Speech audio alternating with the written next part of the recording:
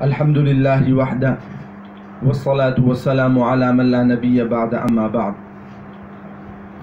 معزز سامعین کرام، بہت سے حضرات یہ مسئلہ معلوم کر رہے ہیں کہ پیزا کھانا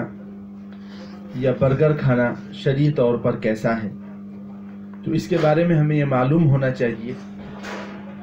کہ جو ویج پیزا ہے یا ویج برگر ہے وہ کسی بھی کمپنی کا ہو کھایا جا سکتا ہے، اور اس کے کھانے میں کوئی حرج کی بات نہیں ہے، چاہے وہ ڈومینوز کا ہو، چاہے ہلدی رام کا ہو، چاہے میک ڈونلڈ کا ہو، چاہے پیزا ہٹ کا ہو، چاہے کوسٹا کا ہو، چاہے البیک کا ہو، چاہے الدجاج کا ہو یا KFC کا ہو، کسی بھی کمپنی کا ہو، ویج پیزا کھانے میں کوئی حرج کی بات نہیں ہے اور ویج پیزا کھایا جا سکتا ہے۔ جہاں تک کہ رہی نان ویج پیزا کی بات، تو اس کے بارے میں تھوڑی سی تفصیل ہے، اور تفصیل یہ ہے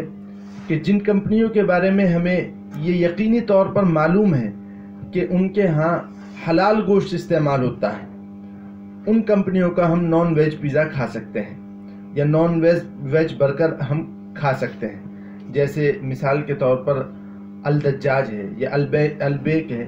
یہ کمپنی ایسی ہیں جن کے بارے میں ہمیں یقینی طور پر پتہ ہے کہ ان میں جو گوشت ہوتا ہے وہ حلال ہوتا ہے، اس وجہ سے ہم ان کا پیزا یا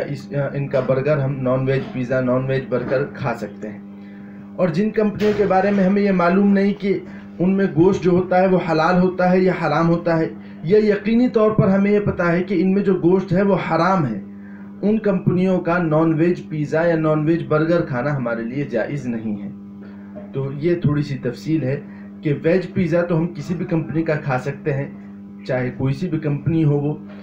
اور نان ویج پیزا جو ہے اس میں تفصیل یہ ہے کہ اگر یقینی طور پر پتہ ہے کہ ان کا گوشت حلال ہے، جیسے مثال کے طور پر